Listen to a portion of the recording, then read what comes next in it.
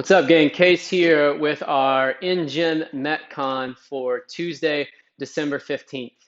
10, 20, 30, 20, 10 of calorie row, push-ups, and tuck-ups today. On that calorie row, here's what I want our focus to be. Leading with the head today. So try to set your monitor up where it's right at eye height. Little tip that if you guys read the article in the health bulletin this week, that it talked about helping out with your posture, helping out with what should be leading. So as we come in, eyes stay forward, right at that monitor. And then as we pull back, we're driving with the legs, then opening up the hips, finishing with the arms. Elbows aren't tucked to the side here. Elbows are up at about a 45, and that way we get a little more range out of the shoulder, and we can squeeze in that back position with those shoulder blades. So once again, head tall, keep your eyes on the monitor, drive through those heels, finish with the arms, elbows out at a 45. Other row tip today, the round of 10, 20, and 30, I want you to pick the same calories per hour for all three of those rounds and try to maintain. So something a little more moderate, and then in that last round of 20 and 10, picking up the intensity, trying to go higher on those calories per hour for those last two rounds. After that first 10 calorie row, you're gonna hop off for 10 push-ups.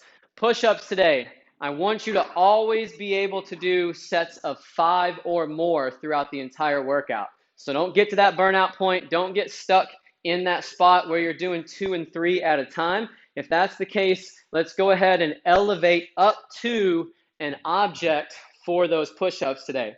If we're elevating, still keeping a straight plank, touching at the sternum, elbows should stay tight to the side. If you're touching too low, that means your feet are too far forward. If you're touching too high, that means your feet are too far back. So get positioned to where you can keep that tall posture, elbows tight. Check your ego. Keeping 5s throughout this workout is pretty difficult to do. So it does not hurt you to elevate up, building some more volume with that movement versus just trying to grit out one slow rep at a time. Down on the ground, same principles apply. Hands stay close to the side. Straight line from those toes up to the top of our head. Chest and belly can touch the ground. We should be keeping our butt and legs tight in the bottom, but don't let those quads touch the ground. Drive all the way back up to full extension at the top. During your rest periods for push-ups, come up to your knees, shake out your arms, and know how many breaths you're going to take. So for me, a lot of the workout today was 5 reps, 5 breaths, 5 reps, 5 breaths. That kept me pretty consistent throughout. After that, you've got 10 tuck-ups. On those tuck-ups, here's your checklist.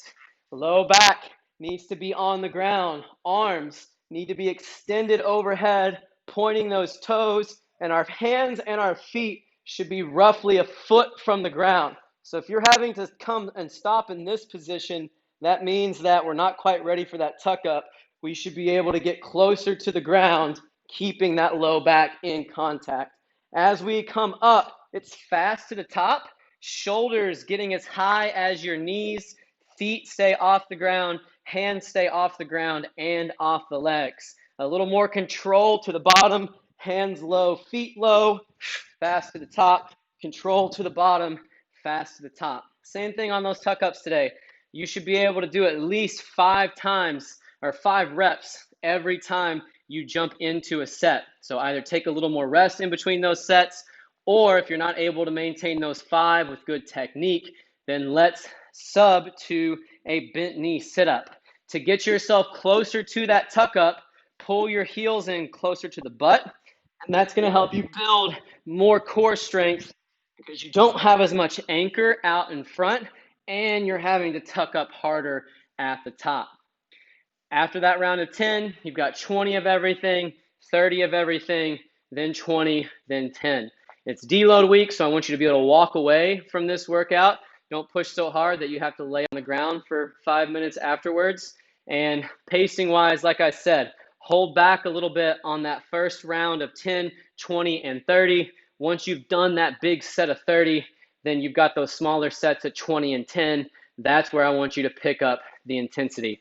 Last thing, if you're using that rower today, I want you to reset that monitor each time, and then that way you're not getting that extra half calorie or calorie when you hop back on.